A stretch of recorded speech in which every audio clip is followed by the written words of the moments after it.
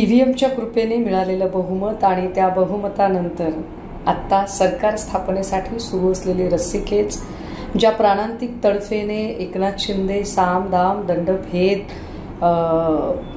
भावनिक दबाव हे सगळे फंडे वापरत आहेत, या फंड्यावर सन्मान्य संजय राऊत साहेबांनी अत्यंत सटीक विश्लेषण केलं.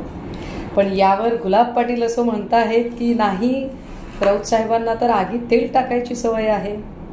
गुलाबराव, चला एका मिनिटासाठी मान्य केलं की आगीत तेल टाकले, पण याचा अर्थ तुम्ही हे तर मान्य करता की आग लागलीये, रान पेटलंय.